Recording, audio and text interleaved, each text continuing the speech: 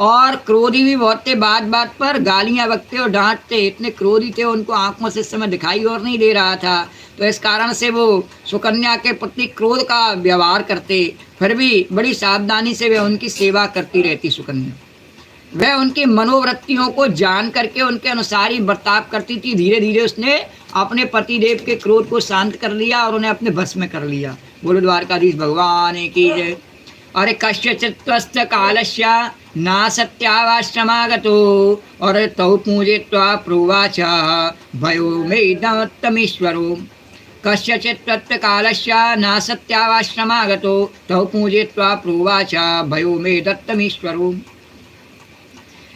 गृहं ग्रहीष्मे सोमस्य यज्ञे वामप्यसोमपो अक्रियतां मे भयोरूपं प्रसदानां यदीप्सितं बाणमित्ये चतुर्विप्रम् अभिनन्द्य विषक्तसौ निमज्जता भवानस्मिन् हृदये सिद्धा विनिर्मितिः इत्युक्त्वा जर्याग्रस्ता देहो धमनिसन्तता हृदं प्रवेशितोऽश्वभ्यां बले बलिपलितविप्रिया पुरुषास्त्रया उतस्थरोऽपि च वनिता प्रिया परमस्रज कुण्डलिन तस्तुल्य रूपा सुवाससा तान्निरीक्षा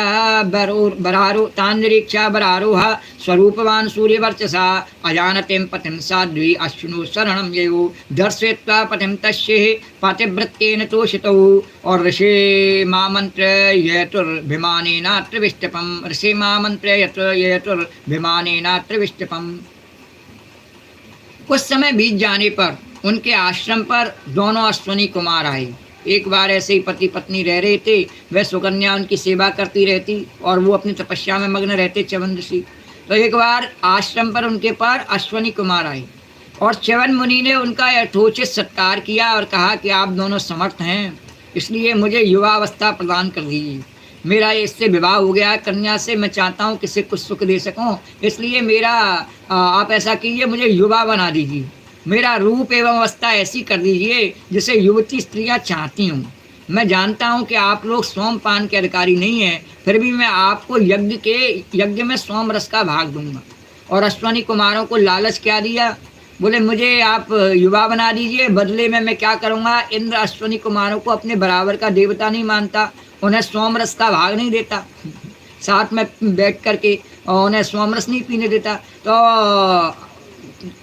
च्यवन ऋषि ने कहा कि मैं ऐसा यज्ञ करूंगा कि उसमें आपको भाग दे दूंगा और इंद्र आपको नहीं रोक सकेगा, ऐसा वचन दे दिया, आप मुझे युवा बना दीजिए। वैद्य शिरोमणि अश्विनी कुमारों ने महर्षि च्यवन का अभिनंदन करते हुए कहा, देवताओं के जो वैद्य हैं अश्विनी कुमार, उन्होंने महर्षि च्यवन का अभिनंदन करते हुए कहा ठीक है, बहुत बढ़िया बात है। और इसके बाद उन्होंने कहा कि नव सिद्धों के द्वारा बनाया हुआ एक कुंड है। उन्होंने एक कुंड बनाया और कहा कि आप इसमें स्नान कीजिए। च्यवन मुनि के शरीर को बुढ़ापे ने घेर रखा था, सब और नसें दिख रही थीं, झुर्रियाँ पड़ जाने एवं बाल पक जाने के कारण वे देखने में बहुत भद्दे लगती थी, देखा भी नहीं जाता उनकी। और अश्विनी कुमारों ने उन्हें अपने साथ लेकर के कुंड में प्रवेश किया। दोनों तरफ से उन्हें पकड़ा, एक हाथ एक अश्विनी कुमार ने, दूसरा दूसरे ने पकड़ा और उस कुंड में प्रवेश की। उसी समय और फिर जैसे ही वो बाहर निकले तीनों एक साथ, तो तीनों एक जैसे लग रहे थे। वे तीनों ही कमलों की माला, कुंडल और सुंदर वस्त्र पहने एक से मालूम होते थे। अब सुकन्या कैसे समझे कि इनमें च्यवन ऋषि कौन से हैं। वे बड़े ही सुंदर एवं स्त्रियों को प्रिय लगने वाले थे, तीनों ही बहुत आकर्षक लग रहे थे।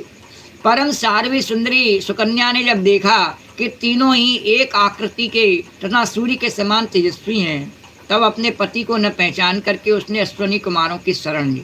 अपने पति को पहचान नहीं पाई तो उसने मन ही मन हाथ जोड़ कर कहा कि हे अश्विनी कुमारों, आप तो देवता हैं, मेरी रक्षा कीजिए, मैं एक पतिव्रता स्त्री हूँ, किसी दूसरे को स्पर्श नहीं कर लूँ, इसलिए आप मेरे पति का दर्शन मुझे दे दीजिए।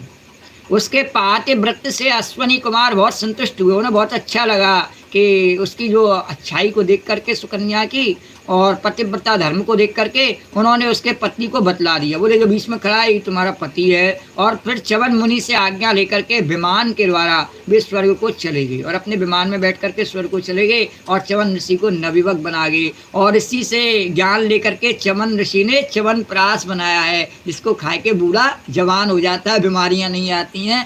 तो वो च्यवन प्राश उन्हीं का बनाया हुआ आज तक प्रसिद्ध है, च्यवन ऋषि का। बोलो द्वारकाधीश भगवान की जय। श्री कृष्ण गोविंद।